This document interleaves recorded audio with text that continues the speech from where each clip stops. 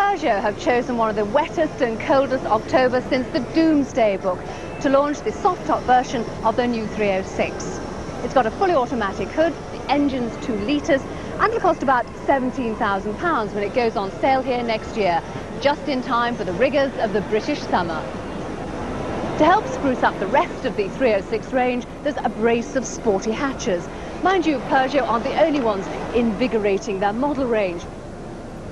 The slanting rain doesn't seem to have dampened Volkswagen's ardour either, because they've just launched their new Volkswagen Golf Cabriolet.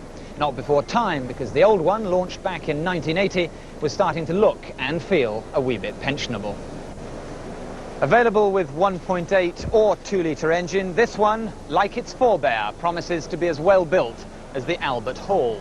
You get more room, a roll bar, his and her airbags and ABS. And this convertible, more importantly, has power-assisted steering as standard. Good news, because the old one was rather heavy on the hands. Lately, though, Volkswagen has been doing quite a bit of tinkering to its Golf range. Here's Chris Goffey to tell us about another variation on a theme. Volkswagen have just decided to build an estate version of their Golf, but they've spent an awful long time making up their minds. When you consider the Golf first came out in 1974, if they haven't needed an estate car up to now, what's changed? Well, Volkswagen say the estate car is about to stage a comeback. Let's hope for Volkswagen's sake in the UK that they're right, because this year their registrations are well down. They've been overtaken by Renault and by Nissan, and Citroën are snapping at their heels.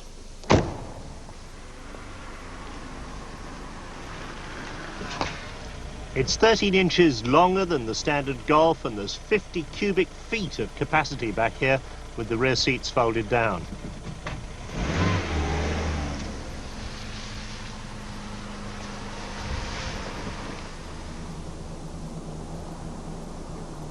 There's a new rear axle to take the weight that people put in estate cars, and the suspension towers at the back are smaller, and that gives more room to load bulky items.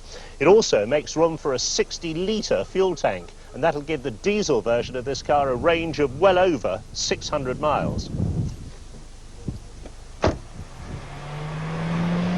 And suddenly, estates seem to become very popular and very fashionable, much more so than, say, 5 years ago.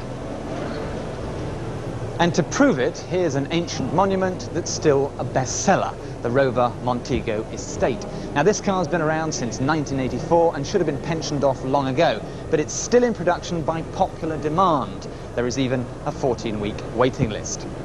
While there may be nothing new on the Rover stand, Earls Court has a lot more exhibitors, a lot more excitement, and a lot more pizzazz than there was, say, a couple of years ago. So let's hope that things are looking up for the British motor industry.